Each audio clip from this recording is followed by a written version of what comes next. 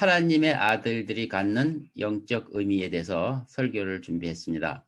히브리서 2장입니다. 히브리서 2장 11절에서 13절. 거룩하게 하시는 분과 거룩하게 된 사람들이 모두 한 분으로부터 나왔으니 그러므로 주께서 그들을 형제라 부르기를 부끄러워 아니하시고 말씀하시기를 내가 주의 이름을 내 형제들에게 선포하고 교회 가운데서 주를 찬송하리이다 하셨으며 또다시 내가 주를 신뢰하리라 하시고 또다시 보라 나와 하나님께서 내게 주신 자녀들이라고 하셨느니라. 아멘. 이 히브리서 2장 이 부분은 제가 즐겨 사용하는 엄청난 내용입니다.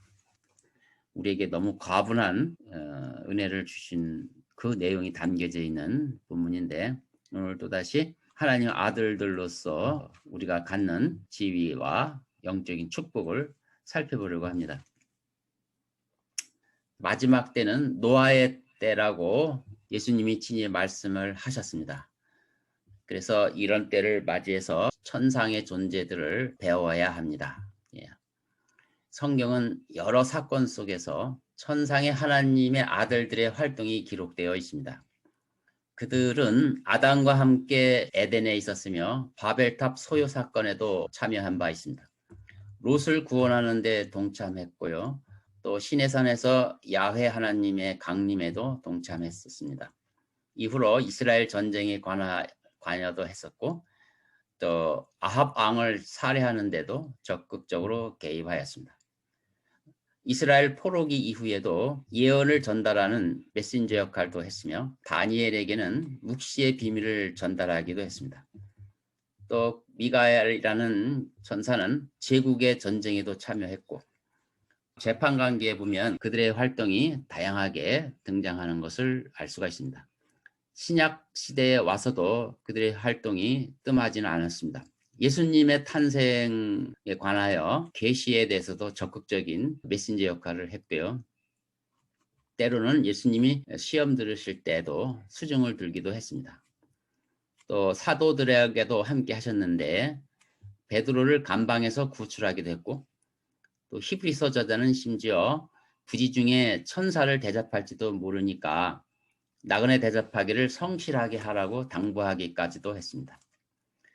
계시록에서는 천사들의 활동이 더욱 활발하게 움직이고 있음을 알 수가 있습니다. 한마디로 이들은 하나님의 위대한 구속사에 아주 자주 등장하는 조연 배우들입니다.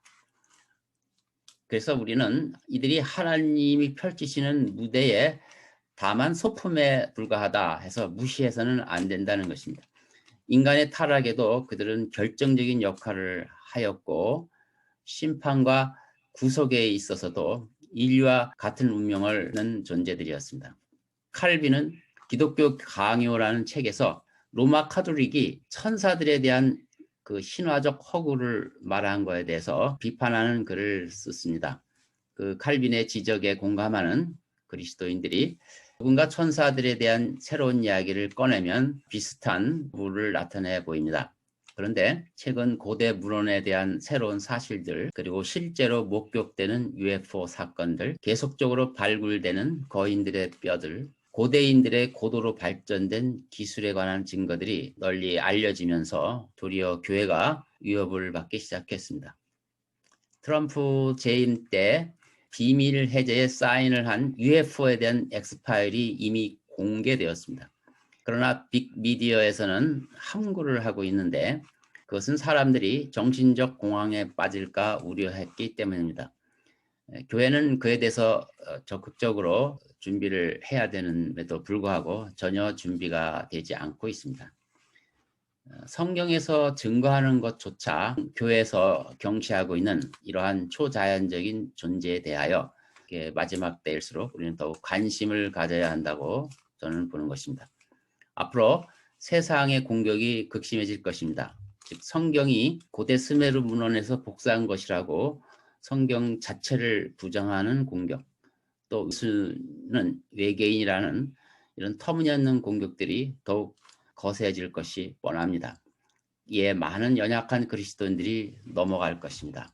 그래서 오늘은 그런 일을 미리 예측하고 성경이 말씀하는 하나님의 아들들의 신분이 도대체 어떤 위치에 있는가를 살펴보려고 하는 것입니다. 이 하나님의 아들들이라는 이 독특한 표현이 여러 군데 나오는데, 일단 구약 성경에서는 4군데 나옵니다. 천상의 존재들로 지칭되고 있죠. 창세기 6장과 1번, 그리고 욥기에서 3번, 이렇게 하나님의 아들들이라는 표현이 나오는데요. 이들은 천상의 존재들, 총칭하여 천사들이라고 하죠.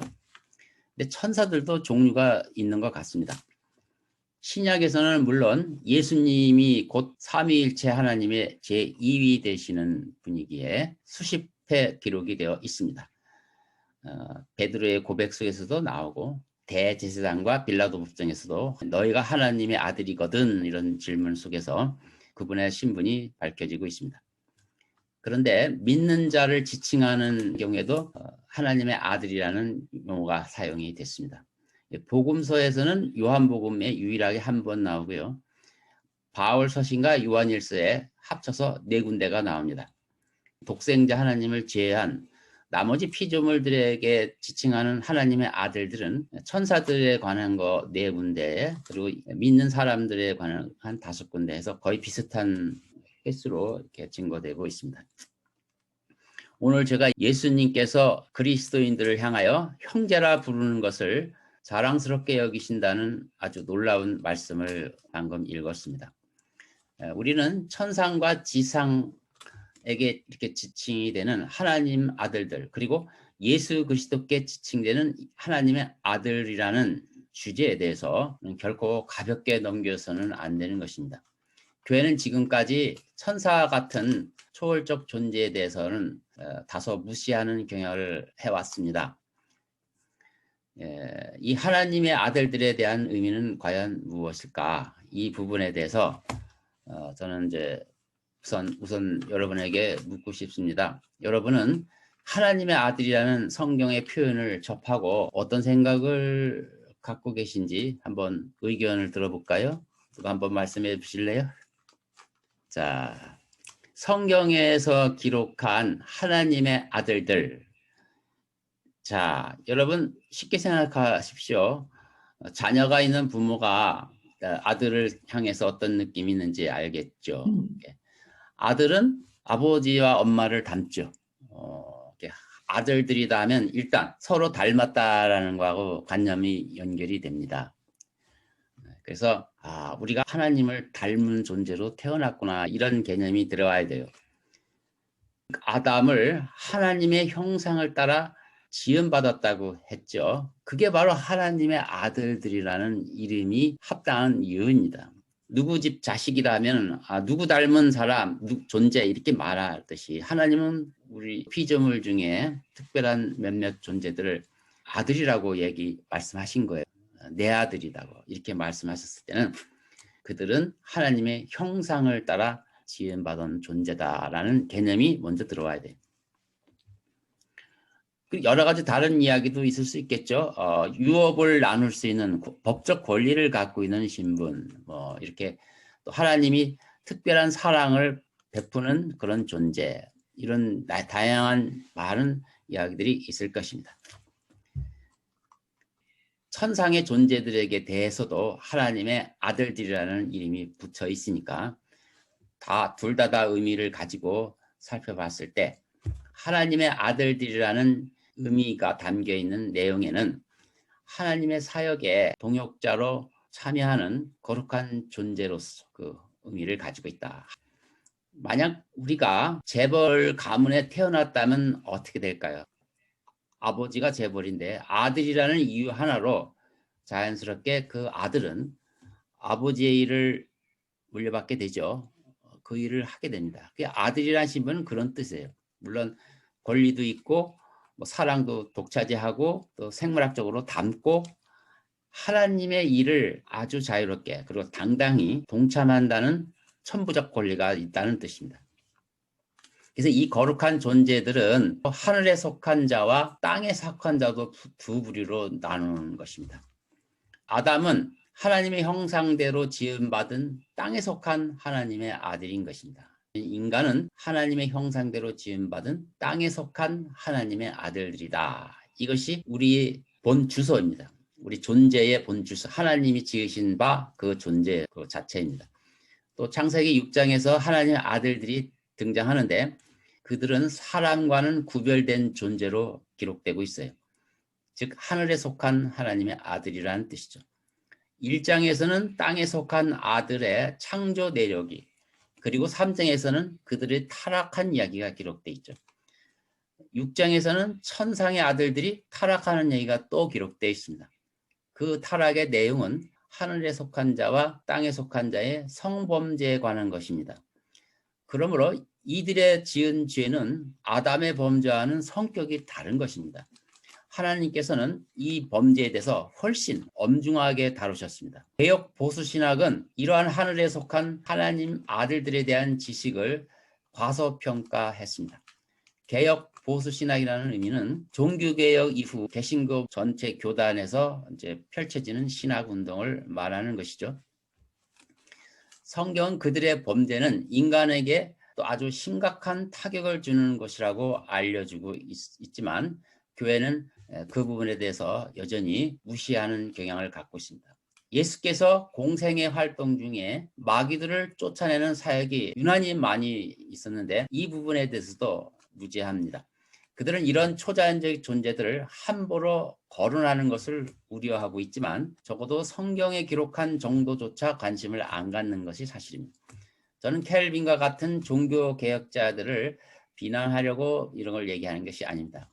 그들은 나름대로 그 시대에 충분한 역할을 했습니다. 그러나 후손들의 게으른 태도가 문제인 것입니다. 노아의 홍수 비판은 하늘에 속한 아들들의 타락이 직접적인 원인이라고 성경이 분명히 기록되어 있습니다. 그 전무후무한 홍수심판이 그들의 죄와 연계해 있다는 거죠. 그럼에도 불구하고 사람들은 아담의 타락에만 집중적으로 조명하고 있습니다. 성경은 천상의 존재들의 타락에 대해서 매우 엄중하게 다루고 있는데 노아 홍수 이후에 소돔과 고모라 성의 심판, 또 가나안 민족들에 대한 하렘 명령. 하렘 명령이라는 것은 어린아이와 짐승 모든 걸 다 진멸하는 거죠. 그런 무시무시한 명령을 하나님이 직접 내리셨는데 그것은 그들의 범죄와 연루된 것이기 때문입니다. 이스라엘의 죄악 중에서 우상 숭배가 자주 등장합니다. 그것 역시 타락한 하나님의 아들들과 관련이 있는 사건입니다. 십계명의 첫째 나오는 내용도 그와 관련돼 있죠. 나 외에는 다른 신을 두지 말라는 명령입니다. 하나님께서 타락한 천상의 아들의 존재를 분명히 의식하고 그런 계명을 첫째로 두신 것입니다. 둘째 계명도 마찬가지입니다. 그것은 우상 숭배를 금지하는 명령인데 거기에는 반드시 여사제들과의 성행위가 동반되었고 인신제사가 등장되었고 또 피를 마시는 행위도 뒤따랐습니다. 여러분은 그런 가증스러운 짓들이 어디에서 유래되었는지 한번 생각해 보신 적이 있습니까?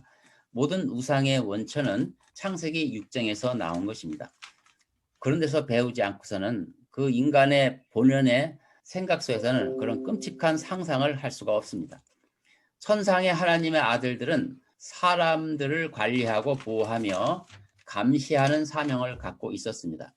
하나님의 유일한 외아들이신 예수께서는 땅에 속한 하나님의 아들들을 형제라고 부르는 것을 부끄럽게 여기지 않는다고 본문에 말씀하셨는데 이 말씀으로 짐작할 때 그들도 즉 천상의 하나님의 아들들이 사람들을 관리하는 그 관리의 그 수준은 사람을 애완동물이나 가축을 보호하는 그런 수준이 아니고 형이 동생을 돌봐야 하는 그런 내용의 것이었습니다.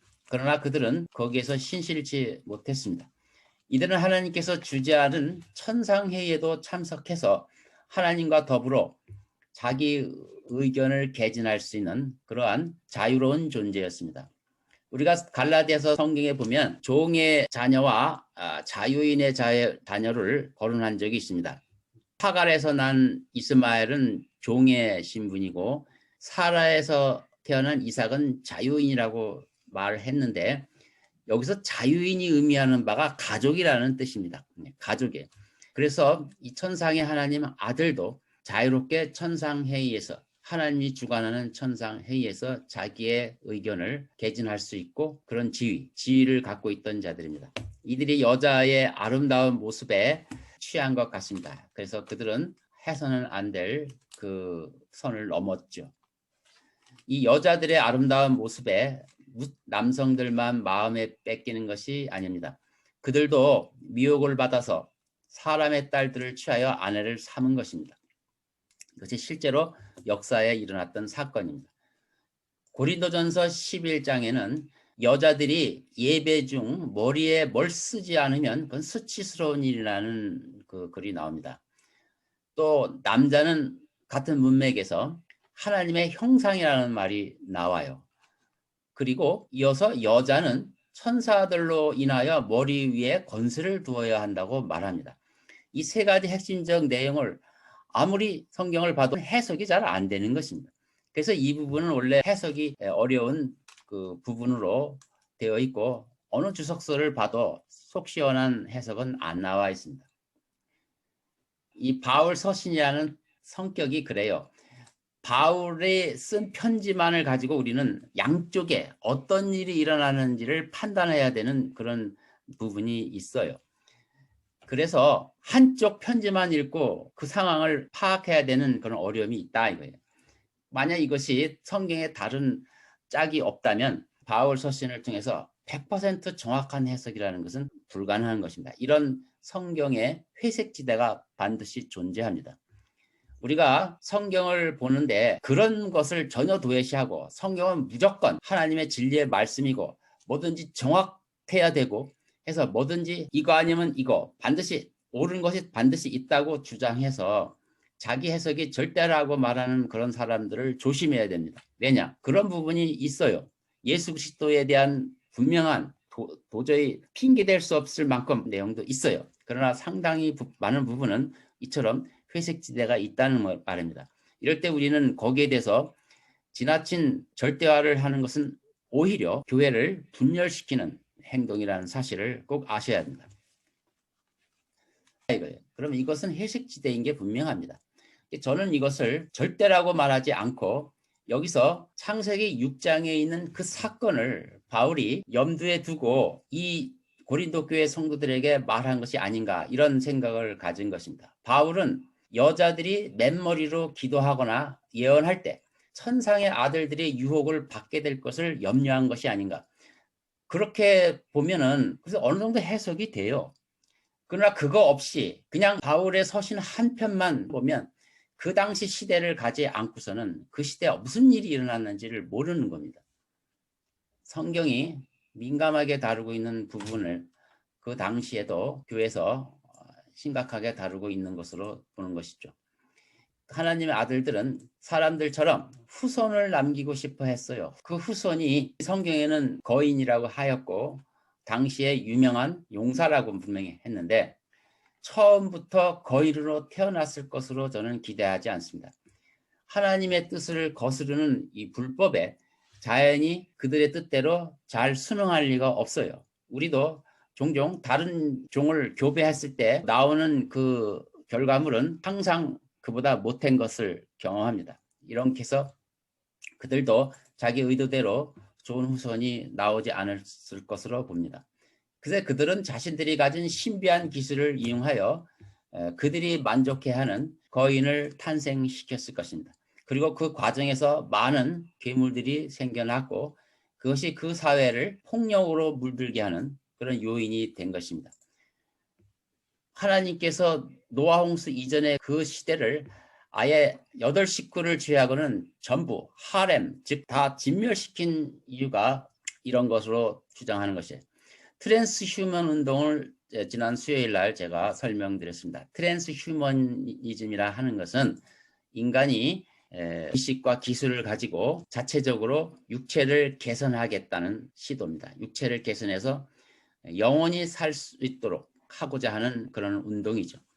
인간의 한계를 인간의 스스로 기술을 가지고 극복하겠다는 운동이 최근에 열렬하게 일어나고 있습니다.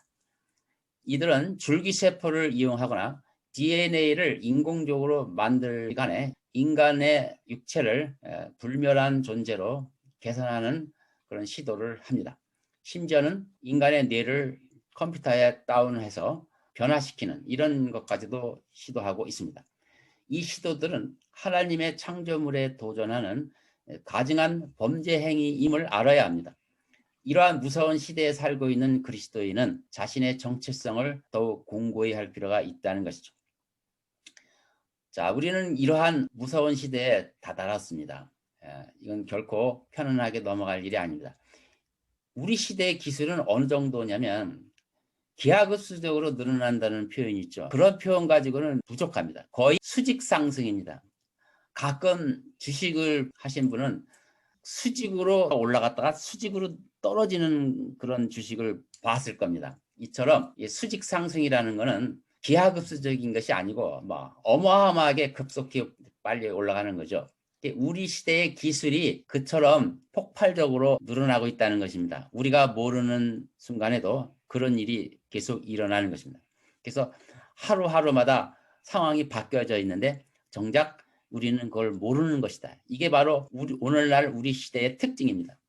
어느 날 갑자기 인간들은 거대한 슈퍼컴퓨터의 노예가 될 수 있는 날이 올 것이라고 말하는 것입니다. 이것은 영화인들의 상상하는 말이 아니고요. 진지하고 심각한 학자들의 입에서 나온 말입니다. 그 기계 앞에 동물처럼 취급당할 일이 있을 것이라고 예측을 합니다. 많은 학자들이 그것을 전문용어로 사용합니다. 문명의 특이점, singularity. 이 특이점이라는 것은 수학에서 쓰이는 용어였는데 모든 숫자를 0으로 나누면 그 값이 얼마인지 모르죠. 무한대가 되는 거죠. 무한대가 된다는 것은 값을 매길 수 없다는 거죠. 수학에서 특이점이라 하는데 또 물리학에서는 블랙홀이라는 개념으로 그와 유사한 현명합니다. 이것을 사회적으로 그것을 적용하는 것입니다. 이제 사람들은 이러한 문명을 환영하는 자들과 반대하는 자들로 나눠지게 된다고 예측하고 있습니다. 즉 환영하는 자, 인간이 스스로 기술을 통해서 불로장생하는 그런 존재가 된다. 하나님으로부터 벗어나서 자유로운 존재가 된다. 이런 것을 추구하는 자들이죠. 이런 자들을 그들은 우주론자, 코스미스트라고 부릅니다. 또한 그것은 하나님을 대적하는 거라서 반대하는 자들을 그들은 소위 지구 거주자라고 부릅니다. 이제는 진보니 보수니 이런 그 이데올로기로 사람이 갈리는 것이 아니고 우주론자냐 지구 거주자냐 이런 생각으로 두로 갈라지게 되는 것입니다. 지구 거주자는 우주론자를 히틀러나 스탈린보다 더 악한 학살자로 증오하게 될 것이고 우주론자는 지구 거주자를 개돼지 취급하고 노예로 삼으려고 할 것입니다. 바로 이러한 싸움이 실제 앞으로 일어날 일들입니다. 성경이 예언하는 마지막 때의 모습이 그대로 재현될 것입니다.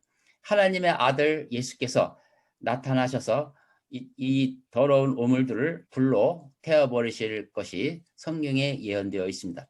우주론자들은 스스로 인공지능 컴퓨터를 향해서 경배드리게 될 것입니다. 그러므로 하나님을 믿는 사람들은 우리에게 주신 귀한 약속, 즉 우리의 몸을 성전으로 삼으시겠다는 말씀을 참으로 감사하게 여겨야 합니다. 우리는 이 말을 너무나 받아들이고 그냥 잊어버립니다. 하나님께서 우리를 구원해 주실 뿐만 아니라 우리의 몸을 성전으로 삼아 들어오시겠다고 하는 것이 엄청난 은혜임에도 불구하고 우리는 이 은혜를 자주 잊습니다. 사람들은 하나님께서 몸을 성전을 삼으시겠다는 것을 감격해하지도 않고 관심이 없죠. 이것은 천사들이 시기할 만큼 큰 특권입니다. 그래서 하나님께서 하나님의 성전을 함부로 조작하는 죄를 결코 가볍게 보지 않는다는 것이죠. 우리의 몸은 서서히 그 순순성을 잃을 수 있을는지 모릅니다. GMO 같은 식품이 우리 몸속에 어떻게 작용할지 아무도 모릅니다. 이것을 감시하는 자도 없고 관심이 없어요. 그러니까 그 사탄주의자들은 이제 마음대로 자기 의도대로 인간의 몸을 조작할 겁니다. 백신이 우리 몸속에 들어와 어떤 장난을 치는지 아무도 모릅니다. 논평도 안 하고 이런 시대를 살고 있는 것입니다. 그러므로 세상이 어떻게 변하든 우리는 하나님을 향한 신뢰를 결코 놓아서는 안 됩니다. 우리는 하나님의 가족에 속하며 본향이 따로 있다는 사실을 잊지 말아야 합니다. 우리 인간은 한때 하나님의 아들들이었으나 상속권을 박탈당했습니다. 그래서 다른 신들의 부패와 착취 아래 종으로 매어 살았습니다. 마귀를 섬기는 어둠의 종이었고 하나님의 원수였습니다. 그럼에도 불구하고 우리는 예수 그리스도를 통하여 양자가 된 것입니다. 이보다 더 큰 변혁은 없어요. 우리를 주님의 피값으로 구속을 하신 거죠. 이런 단순한 용어로 또 교리적 선언으로 끝나는 그런 말의 잔치가 아니라 이 하늘의 법정에서 인정하는 이 엄청난 선언에 대해서 늘 묵상하고 감사해야 됩니다. 하나님은 이 세상을 창조하신 이후 이 세상을 결코 버리지 않으셨고 아직도 그 자녀들과 이 세상에서 살아가시는 그 계획을 포기하지 않았다는 뜻입니다. 요한복음 17장에서 예수님이 기도하는 소리를 들은 바 있습니다. 아버지가 세상에 속하지 않은 것처럼 저도 세상에 속하지 않았습니다 하고 기도한 바가 있습니다. 뿐만 아니라 제자들을 향해서 저들도 세상에 있으나 세상에 속하지 않은 자들이라고 말씀한 적이 있습니다. 이 세상에 속하지 않는다는 의미는 무엇일까요? 세상에 속하지 않았다는 의미는 세상과 무관하게 세상이 어찌 되든 상관없이 우리는 별개의 존재라고 말하는 뜻이 아닙니다. 세상에 속하지 않았다는 것은 바로 우리 몸을 하나님께서 성전을 삼아 들어오시는 그런 존재라는 뜻입니다. 거룩하게 구별한 존재라는 의미지. 그래서 세상에 속하지 않은 우리가 여전히 세상에 남겨지는 것을 기도하신 것입니다. 우리가 생각하기로 세상에 속하지 않았으니까 이 세상과 전혀 무관한 존재다. 여기서 무슨 특별한 일을 해야 될 것이 아니라고 한다면 상식적으로 하나님께서 우리를 구원하신과 동시에 휴거시켜야 맞는 겁니다. 그래야 논리가 맞는 거예요. 우리를 구원시키고 그대로 남겨주신 이유는 우리가 세상에 속하지 않았다는 것을 선언함과 동시에 이 세상에서 하나님의 일을 하라고 하신 것과 같다는 뜻입니다. 이방인으로서 우리는 하나님의 자녀가 되는 자격을 얻었습니다. 다시 말해서 예수 그리스도의 사랑으로 하나님의 아들들이 된 것입니다. 그래서 우리는 어디로부터 구속을 받았는지 또 어디로 향하고 있는 것인지 우리의 삶의 목적이 무엇인지를 반드시 알아야 되는 것이죠. 결론을 말씀을 드립니다. 하나님이 인류에게 바라시는 마음은 단 한 가지입니다. 신뢰입니다. 신뢰. 하나님은 모든 신들 가운데 지극히 높으신 하나님께만 마음을 두기를 바라시는 것입니다. 모든 신들 가운데 지극히 높으신 하나님으로 믿습니까? 여러분은 하나님을 모든 신들 가운데 지극히 높으신 하나님으로 믿느냐고요. 이 한 가지의 믿음이 여러분을 구원시킨 것입니다. 하나님이 정말 바라시는 것은 과연 모든 신들 가운데 지극히 높으신 하나님인지를 너는 신뢰하느냐, 너는 그것을 믿느냐, 이겁니다. 자녀들에게 바라는 것은 그거밖에 없어요. 바라는 것은 하나님이 정말 원하는 신뢰, 하나님 한 분만을 섬기는 그 바람, 아들이 아버지를 바라는 그것을 요구하는 거지 다른 걸 요구하는 게 아닙니다. 그래서 우리는 이 사실을 알면은 어떤 어려움에 대해서도 우리는 아무런 상관이 없고 하나님께서 보호해 주실 것입니다. 다른 신에게 한눈 팔지 말기를 하나님은 반드시 바라고 있고 그래서 하나님의 신실하심과 오래 참으심과 자비하심을 우리는 늘 믿어야 합니다. 그리고 인내하셔야 합니다. 하나님께서 왜 우리에게 이런 훈련을 하십니까? 우리는 앞으로 에덴에서 이루어지지 않은 그 하나님의 나라를 이루어 나가야 할 책임을 갖고 있거든요. 그래서 우리의 일상 속에서 그런 부분을 훈련하는 것입니다. 일상에서 우리가 잘 해야 되는 것은 굉장히 중요한 일입니다.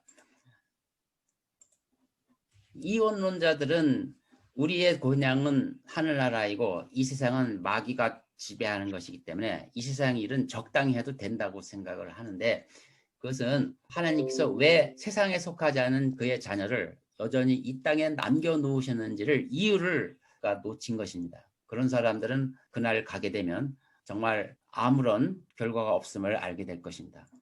그래서 이러한 믿음을 가지고 여러분에게 맡겨주신 삶을 진지하고 성실하게 사는 것이 가장 중요한 것입니다. 우리는 하나님의 아들들로서 장차 주님과 함께 영원한 날을 통치하게 될 때 천상회의에 참여할 자격을 가질 것입니다. 오늘 히브리서 본문에도 보면 주께서 그들을 형제라 부르기를 부끄러워 아니하시고 이렇게 말씀하셨습니다. 이것은 언젠가 예수님이 우리를 데리고 천상회의에 참여할 겁니다. 그래서 우리를 소개할 거예요. 이건 내 형제다 소개하고 찬송하고 그 다음에 형제임을 그렇게 소개할 거란 말입니다. 우리가 소개될 때 주님은 결국 당당하고 자랑스럽게 여기는 그런 존재로 언젠가 천상회의에 참여할 것이고 앞으로 새하늘과 새 땅에서 나라가 확장되는 그 일에 우리는 예수님과 함께 동참할 거라는 것이죠. 이게 바로 우리가 가지고 있는 그리스도인으로서의 정체성입니다. 이 정체성은 절대로 잊어서는 안 되고요. 하나님에 대한 신뢰, 하나님이 우리를 끝까지 지키신다는 이 신뢰가 그 모든 위협을 이긴다는 뜻입니다. 그래서 우리는 하나님 안에서 우리의 일을 묵묵히 하면 우리는 곧 그것이 승리며 그것이 이 무서운 세상 악한 자들을 이길 수 있는 유일한 길임을 꼭 아시기 바랍니다. 이상으로 설교를 마치겠습니다.